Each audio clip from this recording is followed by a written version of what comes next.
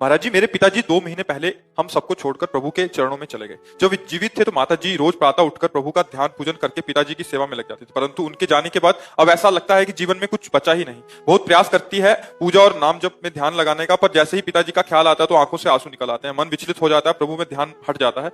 अगर भगवत भाव से पति की आराधना की जाए तो ये स्थिति नहीं होगी। श्री भगवान ही पति के हृदय में विराजमान थे, वो अब भी हैं, वो सदा रहते हैं।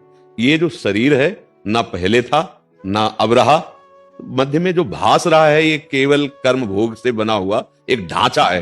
आप प्यार केवल शरीर को कर रहे थे, तो जब वो चले गए तो शरीर को रखे रहते। बोले नहीं रख सकते। बोले क्यों? बोले वो तो चले गए। वो कौन? तुम उनको जानते थे? बोले नहीं, तो तुम्हारा प्यार झूठा है, इसलिए रोना पड़ रहा है। यदि हम ये संबंध रख के कि यही हमारे सामने जो दिखाई दे रहे हैं, नहीं, ये मिटेगा, ये नष्ट होगा।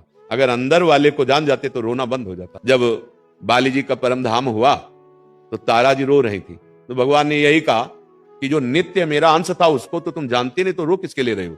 वो शरीर तुम्हारे सामने पड़ा जिसको पति मानती थी, फिर जिससे तुम प्यार करती हो वो शरीर है और ये 5 तत्व का बना हुआ है। जो अंदर मेरा अंश था उसको तो तुम्हारा परिचय है नहीं, जिसका परिचय नहीं उसके लिए रोना नहीं बनता, और ये सामने पड़ा हुआ है, अब ये तुम्हारा है क्या? इसको तो तुम्हें नष्ट करना पड़ेगा। 5 तत्व से बना हुआ है अज्ञान।